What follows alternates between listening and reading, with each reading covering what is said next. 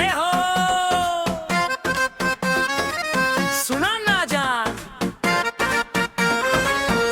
दिल के बात कहे धाए,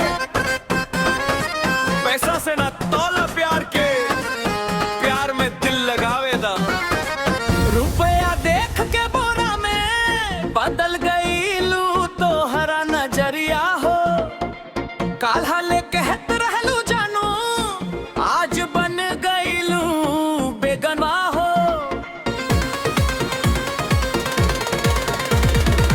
नोट के चमक में भूल गई लू सच्चा वाला प्यार। दिलवा दे के हार गई बनी तू कर लू व्यापार।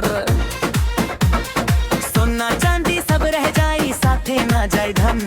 प्यार अगर सच्चा होखे ओही में बसल बा मन।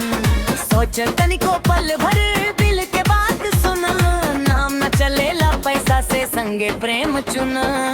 रुपया देख के बोरा में मत बदलो अपना इरादा। दिल से दिल के रिश्ता पाना चाहिए महल दुमादा। रुपया देख के बोरा में काहे भूल गइलू प्यार। हमरा खातिर तू ही काफी, तू ही बा संसार।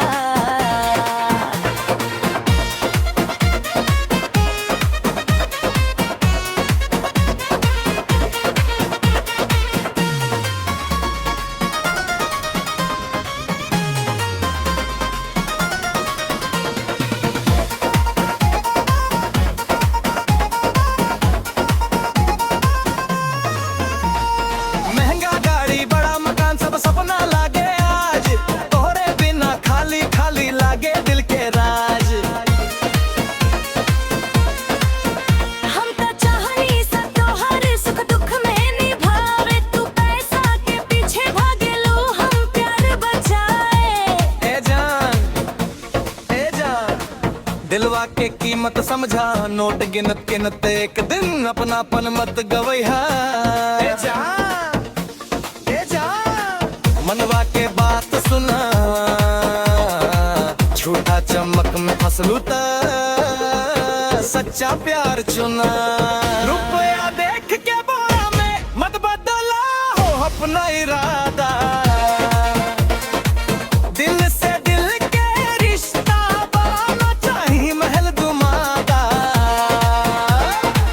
रुपया देख के बोरा में काहे भूल गइलू प्यार।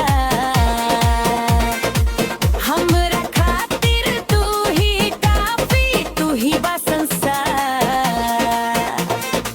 जब जेब खाली होई तब केहू साथ न देई। याद करी हाउ दिन के जब प्यार के कदर ना रहे। हन दौलत आवे जाए इश्क अगर सच्चा होखे। दुनिया चाहे लाख बदल जा दिल ना कबहू झूठा होखे। रुपया देख के बोरा में मत बदलो अपना इरादा। दिल से दिल के रिश्ता पाना चाहिए महल दुमादा। रुपया देख के बोरा में अब समझो प्यार के मोल। दिलवा में जे बस जाला ओकरा के न तौला। रुपया रहो चाहे ना रहो, प्यार हमेशा रहो। दिल से दिल के रिश्ता जिंदगी भर कायम रहो। अरे हो जान